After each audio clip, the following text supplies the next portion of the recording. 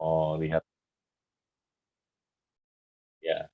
Gimana nih, teman-teman? Selamat malam, Pak Heri, Pak Hosea, ada Bu Maris, salam, selamat malam, Kak Santi, selamat malam, Pak Sirait, haleluya, Bang Andre, ya, ada Teti, Kak Teti, salam juga buat Givarel. Iya, Bu Manalu, Bu Purba, selamat malam semua. Baik, kita akan membaca Alkitab kita dari Injil Yohanes.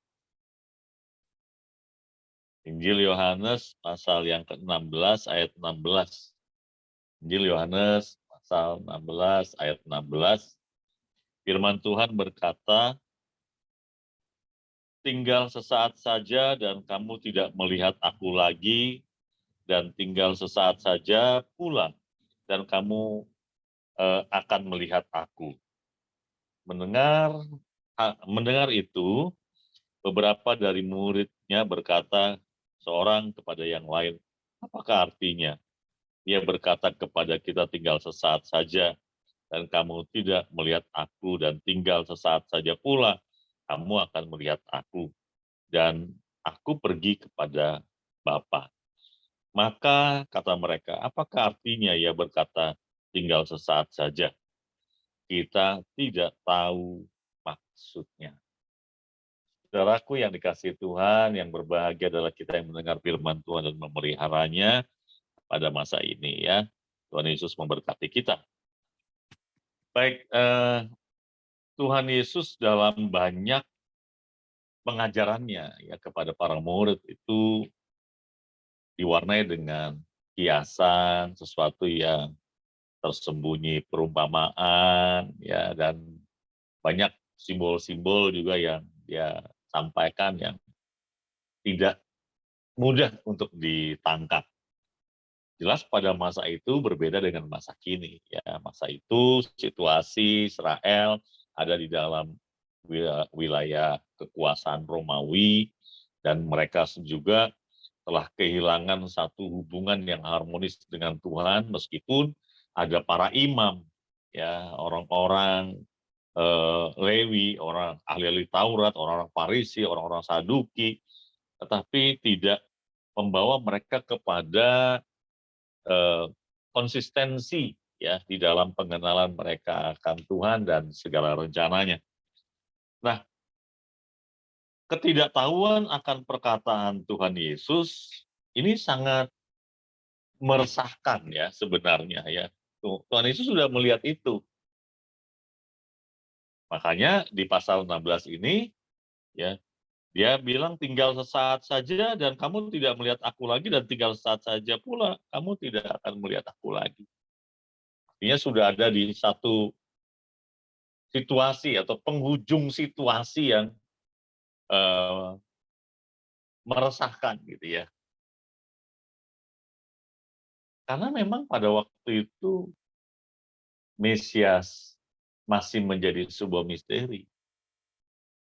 Ekspektasi yang terlalu besar ya membuat mereka buta akan pengharapan yang seharusnya gitu. Apa sih ekspektasinya? Ketika komunitas ini mulai mendapatkan perhatian, ya, ada penyertaan Tuhan yang disertai dengan tanda-tanda mujizat. Dalam sekejap merubah mereka dari orang biasa menjadi orang yang luar biasa. Ya, para murid pada waktu khususnya ya. Kenapa? Karena mereka mulai dicari orang. Ya, mulai dicari orang, pengen tahu dia ada di mana, lalu menjadi apa?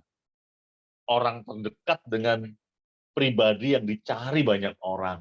Itu kan prestisius ya, sesuatu yang sangat membanggakan ya, membuat mereka wah, hebat juga nih kita ya sekarang ya. Di ayat yang ke-18 mereka tidak tahu apa-apa itu. Maka kata mereka, apakah artinya ia berkata tinggal sesaat saja? Apa maksudnya?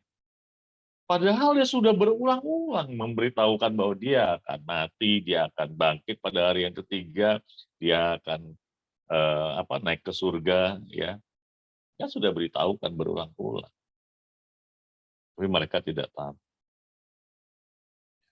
Dan saya kira saya dapat mengerti sekarang gitu bahwa ternyata perasaan dan pikiran para murid dari menangkap reaksi orang-orang di sekitarnya ini, dia juga terbawa tuh.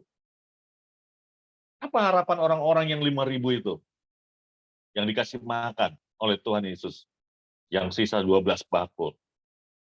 Apa harapan dari orang-orang yang menghantarkan orang yang lumpuh itu? Ya.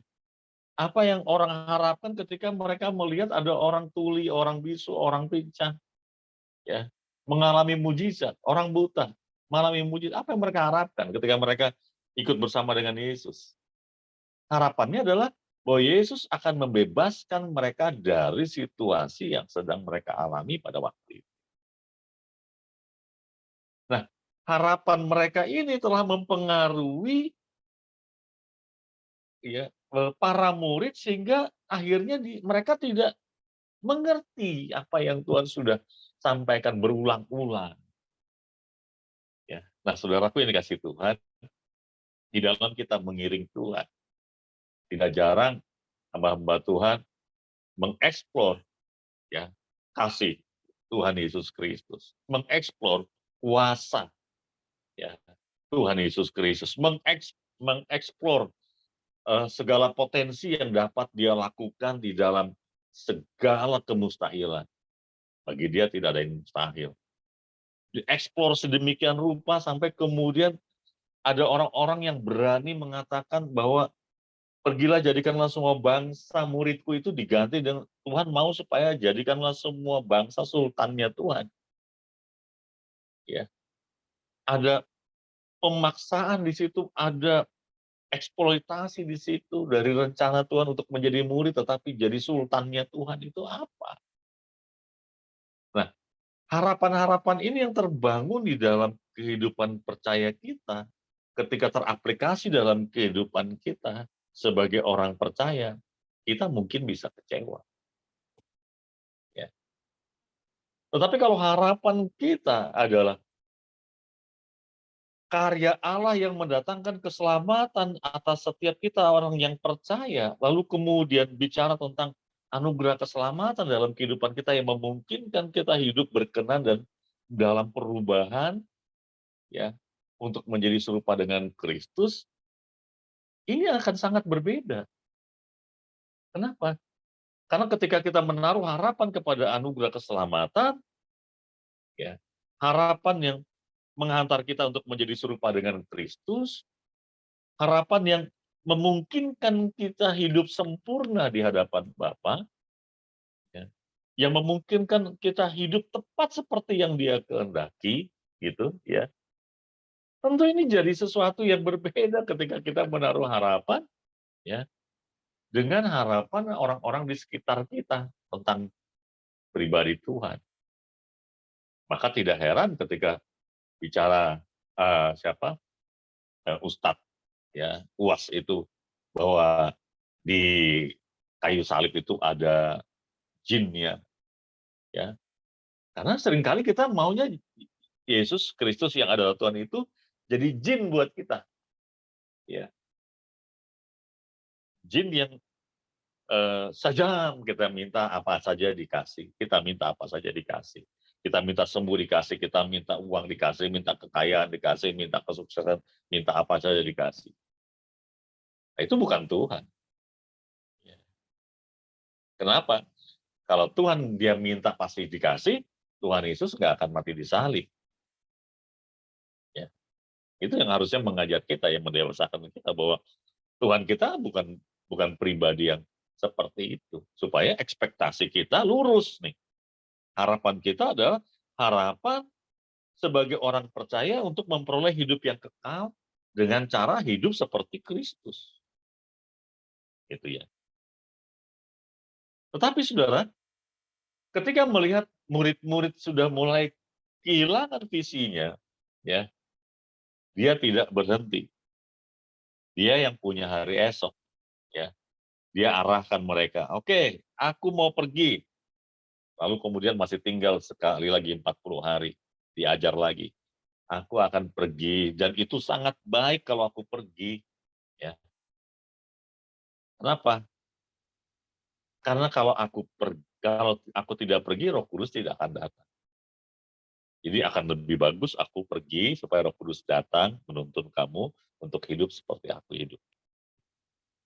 Nah, ini harusnya menjadi ekspektasi kita, menjadi harapan kita, supaya kita lurus di jalan Tuhan, supaya di dalam penantian kedatangan Tuhan kali yang kedua, segala dinamika kehidupan kita tidak mematahkan semangat kita untuk bertumbuh di dalam pengenalan akan Tuhan. Sehingga seperti yang Rasul Paulus katakan di Filipi 3 ayat yang 10, yang kukendakilah mengenal dia, mengenal kuasanya, mengenal kebangkitannya, ya, mengenal kasihnya, mengenal pribadinya, mengenal Tuhan.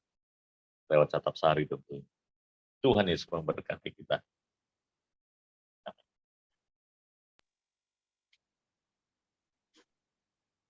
Terima kasih.